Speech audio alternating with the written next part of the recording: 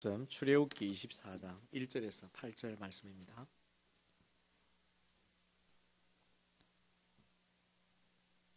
출애굽기 24장 1절에서 8절 말씀입니다. 한 절씩 교독하시겠습니다. 또 모세에게 이르시되 너는 아론과 나답과 아비후와 이스라엘 장로 70명과 함께 여호와께로 올라와 멀리서 경배하고 너 모세만 여호와께 가까이 나아오고 그들은 가까이 나오지 말며 백성은 너와 함께 올라오지 말지니라. 모세가 와서 여호와의 모든 말씀과 그의 모든 율례를 백성에게 전하며 그들이 한 소리로 응답하여 이르되 여호와께서 말씀하신 모든 것을 우리가 준행하리이다.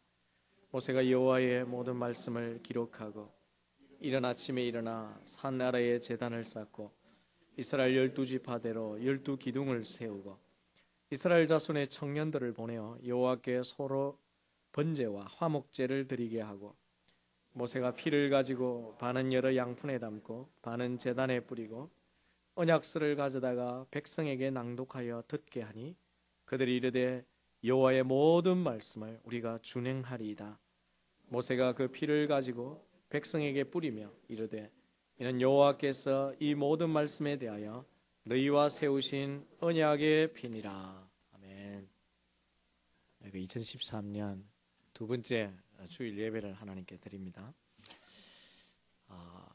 예배가 우리가 매주마다 드리지만 하나님은 그 우리의 드린 예배를 다 기억하시고 하나님께 받으시는 예배로 남게 될 것입니다. 그러므로 예배를 드릴 때마다 하나님 앞에 최선으로 그리고 최고의 예배로 우리에게 드리는 그런 최선이 있어야 합니다. 내일 우리가 드릴 예배가 우리 가운데 찾아올지 아무도 장담할 수 없기 때문입니다. 이 예배가 우리에게 마지막이 될 수도 있기 때문이죠. 저는 늘 마음속에 확신하기를 예배에 성공하면 모든 것에 성공한다고 믿는 사람입니다. 그만큼 예배가 소중한 것입니다. 한번 오래전에 우리가 했던 것인데 한번 따라해 보면 좋겠습니다. 예배에 성공하면 신앙에 성공하고 신앙에 성공하면 인생에 성공한다. 믿는 자에게 복이 있기를 바랍니다. 예배에 성공하는 것이 얼마나 중요한지 모릅니다. 개인이든 기업이든 혹 국가이든 간에 양자 간에 협약을 맺을 때는요 통상적인 과정을 거칩니다. 그냥 불쑥 협약을 맺지 않습니다. 절차가 필요한 거죠. 여러분들 국가 간의 협약을 맺을 때 대충 알고 있는 그런 상식을 동원해도 충분히 여러분들이 알 수가 있는데 보통 어떻게 하나요? 책임자나 국가 원수가 서로 만나서 과거의 역사적인 관계들 때문에 서로 확인하고 그리고는 기본적인 원칙을 서로 주고받은 다음에 헤어지죠. 그러고 나면 실무자들이 접촉을 해서 서로 그 일에 대한 협상안을 만듭니다. 그리고 나면 다시 국가 원수들이 와서 거기에 협상안을 가지고 조인식을 가지고 조인식이 끝나고 나면 피로연을 하고 그리고는 끝나고 그 협약대로 서로가 이행을 잘 하게 되어집니다. 이런 협약의 과정, 이런 내용이 하나님께서 이스라엘 백성과 언약을 맺으실 때도 유사한 과정을 거치셨습니다. 아니 거의 똑같은 과정을 거치셨어요. 하나님께서 이스라엘 백성과 맺은 언약의 체결 과정은 출애굽기 19장에서부터 24장까지 사실 전체의 내용입니다. 우리가 이미 살펴보고 왔지만 그럼 오늘 우리가 읽은 이 본문은 어디 부분이냐면 언약 체결을 위해서 역사적인 천명도 하고 그 다음 서로의 관계가 어떠한지 관계도 확인한 다음에 하나님과 이스라엘 백성들이 직접 만나서 기본 원칙을 주고받고 그리고는 다시 헤어진 다음에 모세를 통해서 중간에 모든 실제적인 율법을 다 받은 뒤에 그리고는 남은 게 뭘까요? 이제 그 협약서에 조인식을 하는 것입니다. 사인을 하는 것이죠. 그래서 오늘 본문은 그런 하나님과 이스라엘 백성 사이에 언약을 맺는 데 있어서 비준 예식을 행하는 것입니다. 서로 언약을 체결하는 마지막 사인하는 과정을 지금 거치고 있습니다. 그래서 오늘 본문은 하나님과 이스라엘 백성 사이의 언약에 대한 조인식이라고 볼 수 있습니다. 그 내용이 오늘 24장에 있는데 그 조인식을 가지는 데 있어서 참 중요한 몇 가지 요소들이 나옵니다. 그것은 하나님을 상징하는 제단이 나오고 이스라엘 백성을 상징하는 12기둥이 나오고 그리고 그 속에서 언약의 제사 조인식을 가지는 데 꼭 필요한 제사의 절차인 두 제사 번제와 화목제가 나오고 그리고는 언약의 피가 등장합니다. 그리고 하나님의 이스라엘 백성에게 서로 협약하기로 한 언약서가 들려질 때 이스라엘 백성이 거기에 대한 서약을 약속하죠. 그런 내용이 오늘 본문의 전체에 나오고 있습니다. 이런 본문을 읽으면서 우리는 이 본문을 어떻게 받아들이고 이해해야 되느냐면 이미 언약의 자녀가 된 우리가 이 말씀을 통해서 무엇을 행해야 하는지 그리고 무엇을 지켜야 하는지 오늘 이 우리의 삶 속에 무엇이 필요한지를 우리가 발견할 수 있게 됩니다. 이스라엘 백성이 과거 하나님과 언약 백성을 맺을 때 행했던 것들을 생각하면서 오늘 우리가 하나님의 언약의 자녀로서 꼭 이 땅에 살아가면서 필요한 것, 해야 할 것들 몇 가지를 우리가 함께 나누기를 원합니다. 첫 번째는 오늘 우리도 이스라엘 백성처럼 언약 준수 서약을 하고 살아야 됩니다. 언약에 대하여 내가 그것을 이행하겠습니다라고 하는 서약을 행하면서 살아야 된다는 것입니다. 이스라엘 백성이 언약 비준 예식을 행하면서 두 번씩이나 언약에 대한 준행 결의를 보입니다. 3절에 보시면 모세가 여호와의 모든 말씀과 그 모든 율례를 백성에게 고할 때에 그들이 한 목소리로 응답하여 말하기를 뭐라고 했습니까? 여호와의 명하신 모든 말씀을 우리가 준행하리이다. 그렇게 서약을 합니다. 7절에도 가보면 언약서를 백성에게 낭독하여 들릴 때에 그들이 가로되 여호와의 모든 말씀을 우리가 준행하겠나이다. 준행하리이다. 그렇게 서약합니다. 이스라엘 백성은 하나님과의 언약에 관한 이러한 준수 서약을 그들이 결의하고 언약서를 볼 때마다 그것에 대하여 아멘하고 지켰던 것을 볼 수가 있습니다. 오늘 우리의 예배에도 동일한 과정이 나옵니다. 오늘 우리가 드리는 예배는요, 하나의 언약을 체결하는 과정이라고 볼 수 있습니다. 저는 개인적으로 또 신학적인 측면에서 오늘 이 땅에 있는 예배는 모압 언약, 즉 다시 말하면 언약을 갱신하는 과정과 똑같다고 저는 봅니다. 우리가 한 주간을 살아가면서 하나님의 말씀대로 살지 못했던 부분들을 들고 와서 예배할 때마다 다시 하나님 앞에 그것을 고백하고 다시 언약 관계를 확인하는 대단히 중요한 것이 이 예배입니다. 그래서 언약을 확인하는 시간이기 때문에 우리에게도 필요한 게 뭐냐면 하나님의 언약의 말씀을 어떻게 하겠나이다? 준행하겠나이다라고 이 예배를 통해서 서약하는 과정이 있어야 한다는 것입니다.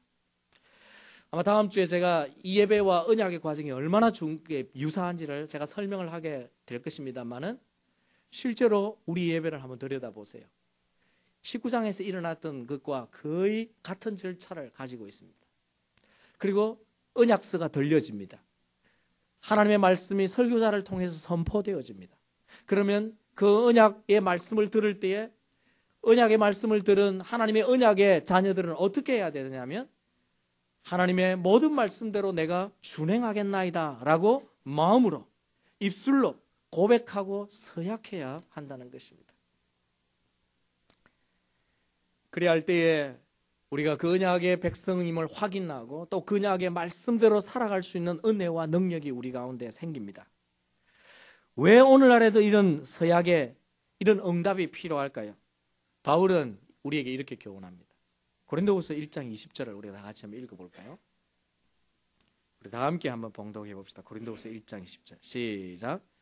하나님의 모든 약속은 얼마든지 그리스도 안에서 예가 되나니 그런즉 그로 말미암아 우리가 아멘하여 하나님께 영광을 돌리게 되느니라. 아멘. 하나님께서 이스라엘 백성에게 언약서를 준 것은 문서로 가지고 있으라고 준 것이 아닙니다. 그럼 뭐라고 주셨습니까? 뭘 하라고 주신 걸까요? 그 언약의 말씀대로 살라고 주신 것입니다. 오늘도 우리에게 마찬가지입니다. 하나님의 기록된 말씀과 그리고 기록된 말씀이 선포되어지는 이 말씀을 우리에게 주시는 것은 그 말씀대로 그 언약대로 순종하며 살라고 우리에게 주신 것입니다. 문서로 가지고 있는 것은 아무런 소용이 없습니다.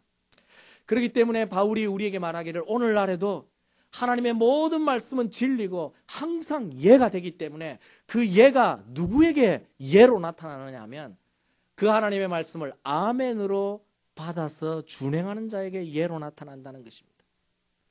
느헤미야서 8장에 보면요, 이스라엘 백성이 한동안 율법을 읽고 잊어버리고 있다가 성전에서 율법을 책을 찾아서 에스라가 말씀을 선포할 때에 이스라엘 백성이 어떻게 한 줄 아십니까?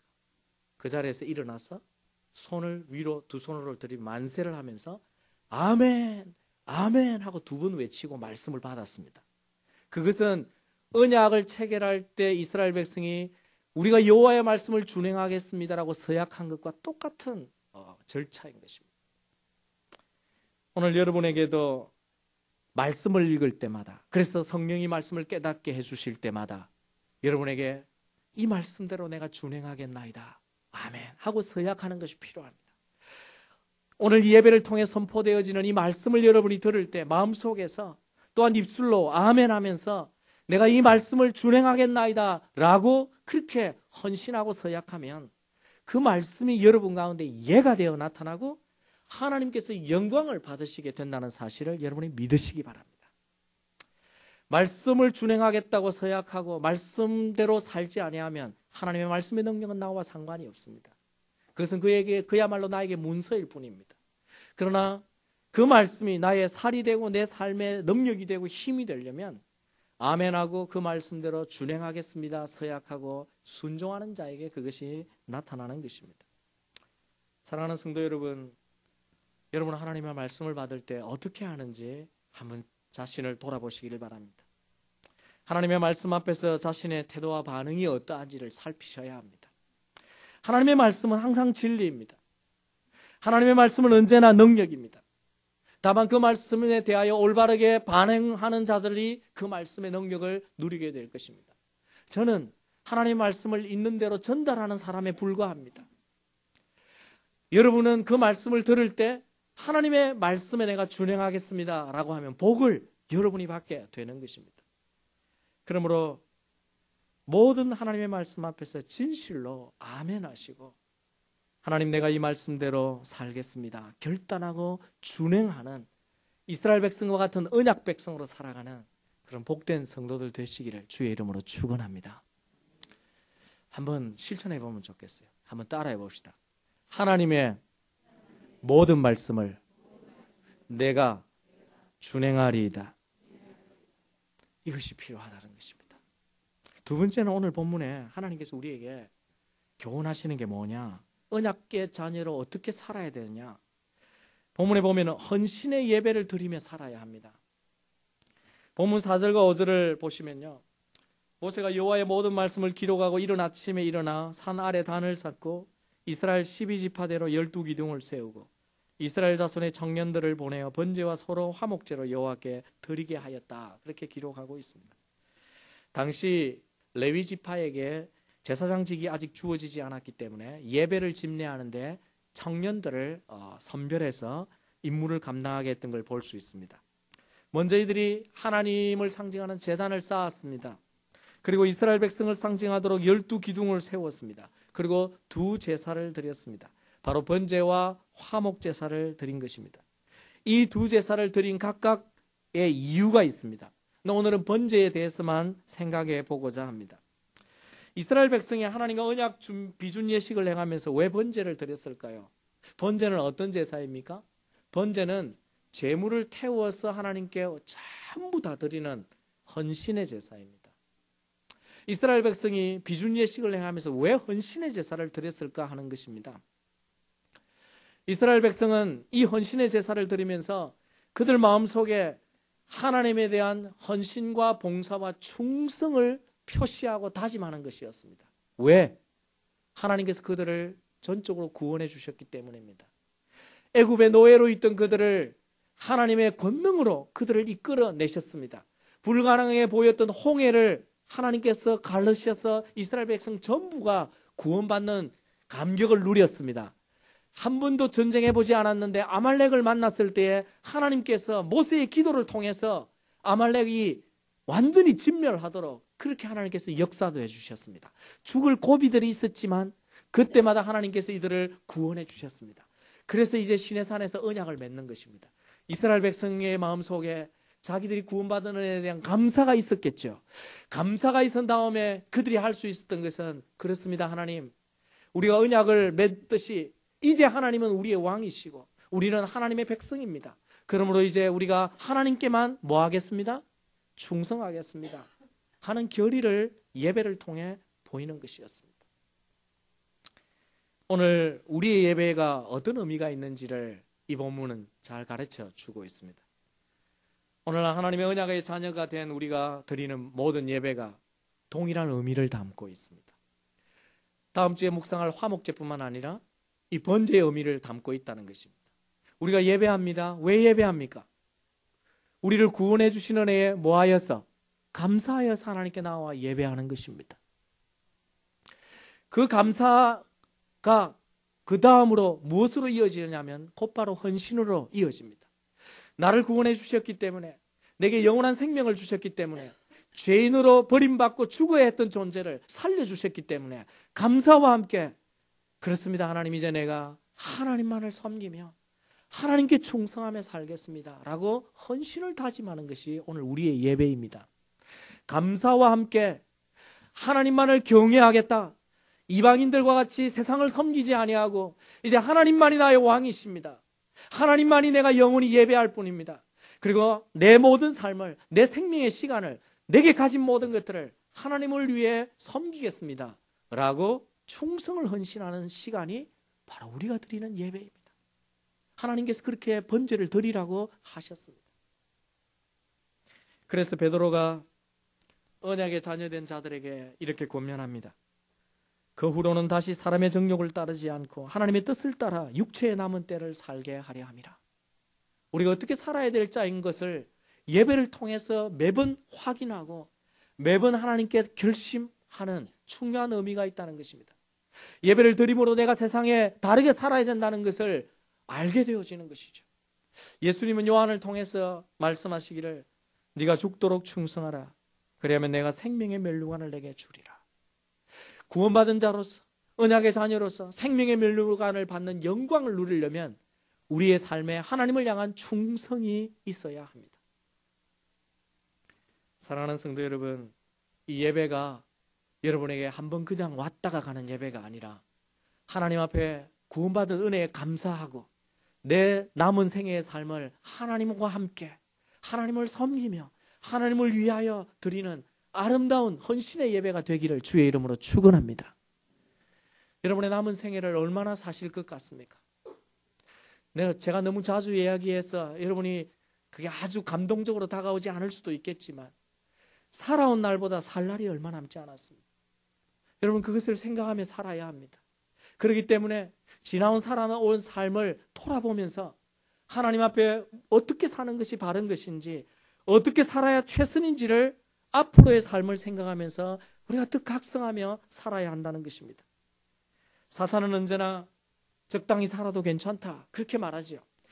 오늘 주일을 위해 일하지 않고 내일 해보자 항상 미루죠. 그러나 내일은 결코 우리의 시간이 아닙니다. 내게 주어질지 안 주어질지 그것은 하나님의 주권에 있는 것이지 우리에게 있지 않습니다. 그러므로 현재, 오늘, 지금 내가 살아있을 때, 내가 할 수 있을 때 하나님 앞에 최선으로 예배하고 최선으로 살고 최선으로 하나님을 위해 충성하고 섬기는 것이 우리가 해야 할 일입니다. 그러므로 우리가 예배를 드릴 때마다 그 결심을 다지는 것입니다. 하나님 앞에 이 한 주간을 하나님, 내가 최선으로 살겠습니다. 하나님을 경외하며 충성하며 이 한 주간을 하나님 앞에 후회 없이 살겠습니다. 그것이 예배의 의미입니다. 바라기는 온전한 예배를 드림으로 여러분의 한 주간이 하나님 앞에서 의미 있고 하나님이 기뻐하시고 그리고 세상을 향하여 승리할 수 있는 그런 복된 성도들 다 되시기를 주의 이름으로 축원합니다. 마지막 한 가지, 오늘 본문에서 우리가 꼭 붙들어야 할 것이 우리가 어떻게 살아야 하는가. 하나님 앞에서 모든 언약의 말씀, 하나님의 말씀을 내가 준행하리이다 이렇게 서약하며 살아야 하기도 하고 헌신의 예배를 다짐하며 살아야 하기도 하지만 오늘 본문에 보면 꼭 필요한 것이 언약의 피를 의지하며 살아야 합니다. 이 언약의 피는 이제 설명할 것이지만 다르게 말하면 그리스도의 보혈을 의지하며 살아야 합니다. 더 다르게 말하면 오늘 설교의 제목처럼 뭐를 의지하며? 십자가를 의지하며 살아야 합니다. 왜 그런지 보십시오. 오늘 본문에 보면 언약 비준 예식을 행할 때 모세가 피를 뿌리는 예식을 행합니다. 6절에 보면 피의 반을 담아놓고 반은 어디에 뿌립니까? 제단에 뿌렸습니다. 그리고 남겨놓은 반을 8절에 가면 어디에 뿌리냐면 이스라엘 백성에게 뿌렸습니다. 그리고 피의 언약을 행했습니다. 지금은 언약을 행할 때 어떻게 합니까? 도장을 찍든지 사인을 합니다. 그리고 기념사진을 찍고 피로연을 가지죠. 그런데 옛날에는 언약을 맺을 때 돌기둥을 세우든지 아니면 피를 뿌렸습니다. 그런데 이스라엘 백성은 언약을 행할 때 두 개를 다 했습니다. 돌기둥도 세우고 피도 뿌렸습니다. 이것이 너무나 중요한 언약이기 때문에 그들이 할 수 있는 걸 다 한 것입니다. 그런데 언약을 세울 때 피를 뿌리는 것은 고대 근동에 중요한 의미가 있었습니다. 그것은 언약을 행하는 쌍방간의 책임을 강조하는 것입니다. 누구든지 이 언약을 파괴하는 사람은 피가 뿌려지듯이 그의 피도 뿌려져야 된다는 것을 의미하는 것입니다. 그래서 언약을 행할 때 굉장한 중요한 결의를 사실은 하는 것이죠. 내가 생명을 걸고 이 언약을 지킨다는 것입니다. 하나님께서 모세를 통하여 하나님과 이스라엘 백성의 언약을 맺을 때 피의 언약을 하게 했습니다. 그것은 하나님이 먼저 어기든 이스라엘 백성이 먼저 어기든 반드시 피의 대가를 지불한다는 것을 약속하는 것이었습니다. 그래서 오늘 본문에 보면 언약의 피라고 그렇게 말을 하는 것입니다. 이 피는 그냥 피가 아니라 언약의 피입니다. 그런데 이스라엘 백성들이 안타깝게도 하나님과 언약한 이 말씀을 결심도 하고 헌신도 다짐을 했음에도 불구하고 피를 뿌려서 언약했음에도 불구하고 이스라엘 백성이 이 말씀대로 살지 못했습니다. 하나님께서 그들에게 경고하시기도 하고 그들을 권면하시기도 하고 그들을 책망하시기도 했지만 그들이 말씀대로 준행하는 일을 제대로 하지 못했습니다. 왜였을까요? 이스라엘 백성들 자체가 부패한 사람들이었기 때문입니다. 죄로 인해서 말씀을 순종할 수 있는 능력이 없었습니다. 그것은 오늘 우리도 마찬가지입니다. 우리가 하나님의 말씀대로 내가 살겠다 결심하고 예배를 통해서 다짐하고 돌아가는데 말씀대로 잘 안 사라져요. 이유가 뭡니까? 하나님 말씀에 문제가 있습니까? 제가 설교를 잘못한 것입니까? 그렇지 않습니다. 우리 자신이 말씀을 준행할 능력이 없기 때문입니다. 우리가 죄 때문에 부패한 자이기 때문입니다. 하나님의 언약을 지켜나갈 힘이 우리에게 없었다는 것입니다. 이스라엘 백성에게도 없고 오늘 우리에게도 없는 것입니다. 그럼 하나님의 언약을 지킬 방도가 전혀 없을까요? 순종할 길이 정말 없는 것일까요? 그렇지 않습니다. 길이 있습니다. 하나님께서 새 언약을 통하여 그 길을 친히 열어주셨습니다. 예레미야 31장 31절에서 34절을 보십시오. 자, 오늘 말씀을 좀 이해해야 합니다. 예레미야 31장에 있는 말씀에 보면 이런 말씀이 나옵니다. 나 여호와가 말하노라 보라 날이 이르리니 내가 이스라엘 집과 유다 집에 뭐를 세우리라? 새 언약을 세우리라. 이전에 하나님이 이스라엘 백성과 시내산에서 언약을 세웠기 때문에 다시 세우는 언약을 무슨 언약이라고 말한 것입니까? 새 언약이라고 말했습니다. 그런데 왜 새 언약을 세우느냐 하면 32절에 나 여호와가 말하노라 이 언약은 내가 그들의 열조의 손을 잡고 애굽 땅에서 인도하여 내던 날에 세운 것과 같지 아니할 것은 내가 그들의 남편이 되었어도 그들이 내 언약을 파하였음이니라. 자, 그들을 애굽에서 이끌어낼 때 세운 언약은 무슨 언약입니까? 오늘 본문에서 보는 시내산 언약입니다. 그런데 이 시내산 언약이 효력이 없어져 버린 것은 그래서 다시 새 언약을 세우는 이유는 그들이 뭐 했기 때문에? 언약을 파기했기 때문이라고 말합니다. 언약의 파기의 결과는 뭡니까? 죽음이죠. 피로 언약을 맺었기 때문에 언약을 파기하는 사람이 먼저 자기 피를 흘려야 됐습니다. 그래서 이제 이스라엘 백성은 순종뿐만 아니라 불순종뿐만 아니라 죽음에 놓이게 되었습니다. 그래서 하나님께서 그들을 그대로 두시지 아니하고 새 언약을 통해서 살리시고 순종할 길을 다시 여신 것입니다. 그것이 바로 계속 33절 이후에 나오는 것입니다. 나 여호와가 말하노라. 그러나 그 날 후에 내가 이스라엘 집에 세운 언약은 이러하리니 곧 내가 나의 법을 그들 속에 두며 그들 마음에 기록하여 나는 그들의 하나님이 되고 그들은 내 백성이 될 것이라. 그러면서 34절에 내가 그들의 죄악을 사하고 다시는 그 죄를 기억하지 아니하리라. 여호와의 말씀이니라. 언약을 파기해서 죽음에 놓인 이들에게 필요한 것은 용서입니다. 죽음에서 다시 살아나는 용서입니다. 그런데 스스로 그걸 할 수가 없습니다. 그러니까 하나님께서 이들에게 용서의 길을 열고 다시 언약을 세우시겠다는 것입니다. 그 새 언약이 무엇입니까? 그 새 언약이 히브리서 9장에 보면 히브리서 기자가 이런 언약이라고 말을 합니다. 자, 이제 히브리서 9장으로 가봅니다. 히브리서 9장 1절에 보면 첫 언약이라도라는 말이 나오는데 그 첫 언약은 시내산 언약을 가리킵니다. 그런데 그 첫 언약에 대한 설명을 끝나고 난 다음에 11절 이후에 보면 이런 말씀이 있습니다.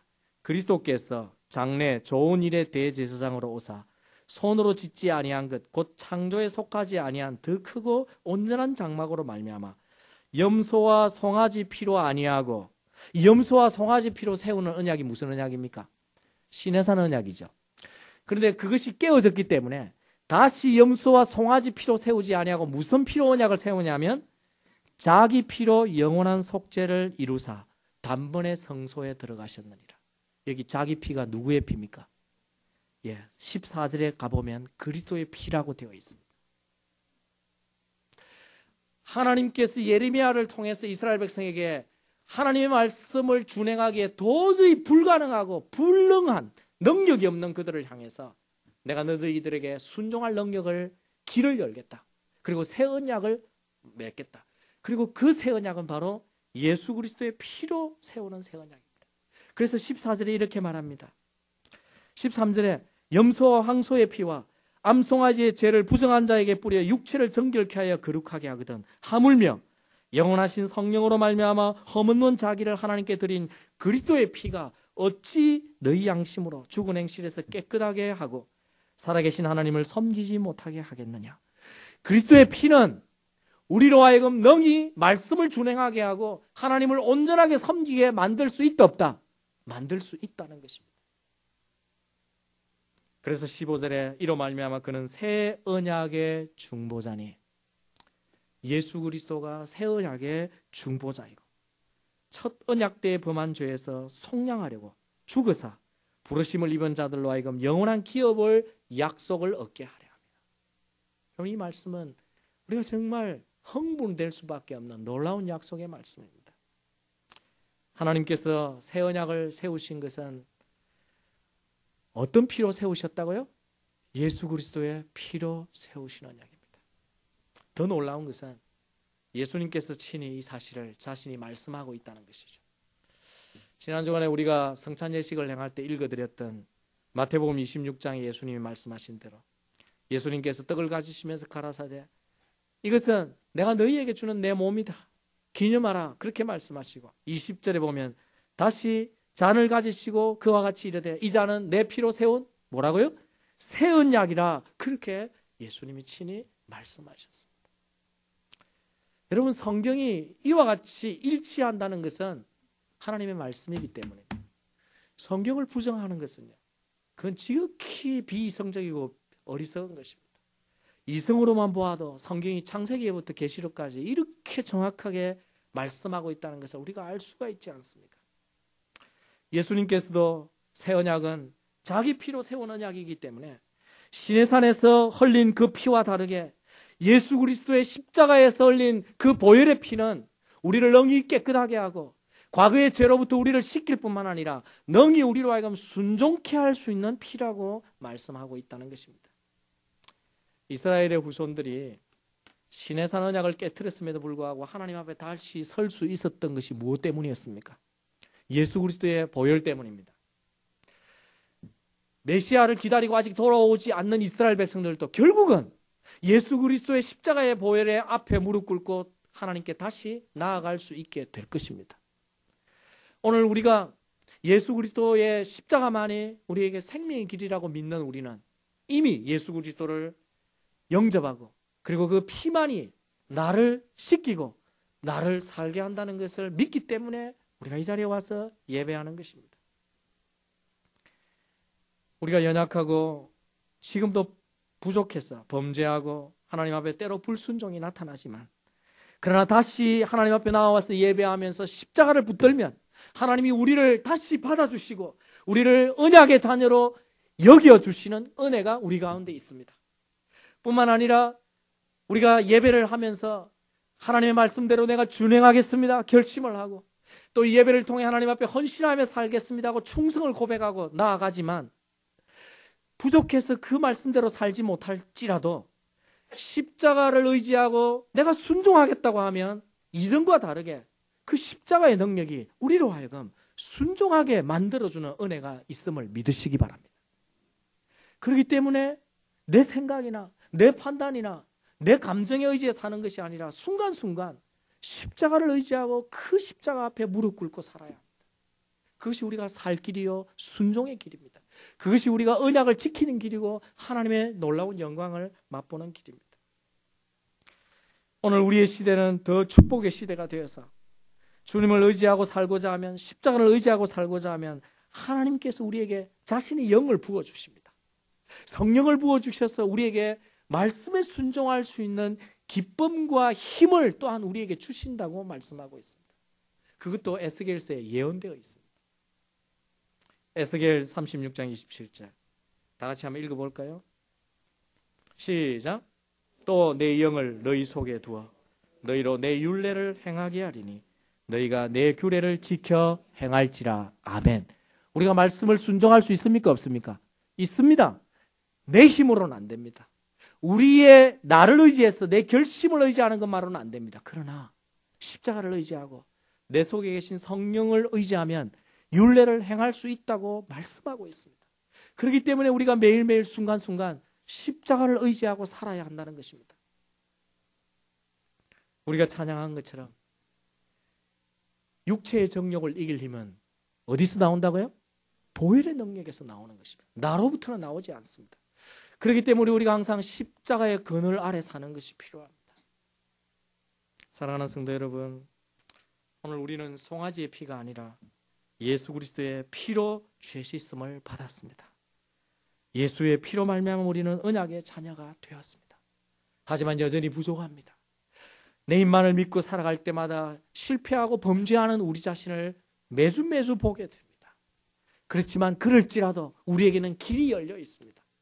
그러므로 우리가 하나님의 말씀을 읽고 들을 때마다 준수서약을 해야 됩니다.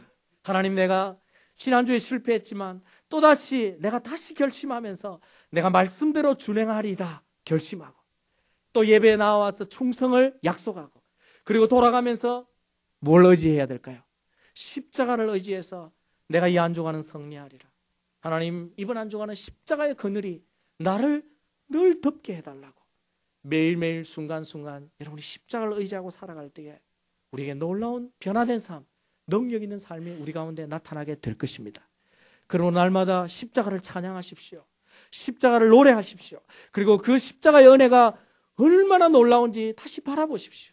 그리고 붙드십시오. 그리하여서 준행 서약뿐만 아니라 여러분이 실제로 날마다 언약의 피, 십자가를 의지하여 살아가심으로 이 한 주간도 주 안에서 승리하시고 말씀에 준행하여 그 말씀의 능력을 맛보시고 하나님께 영광을 돌리는 그런 모든 성도들 되시기를 주의 이름으로 축원합니다. 다 같이 한번 통성으로 기도하겠습니다. 말씀 받은 대로 살도록 하나님 이 시간에 한번 기도하시고 우리 자녀들이 그와 같은 언약의 자녀로 십자가를 의지하고 살도록 다시 한번 기도합시다. 하나님 아버지,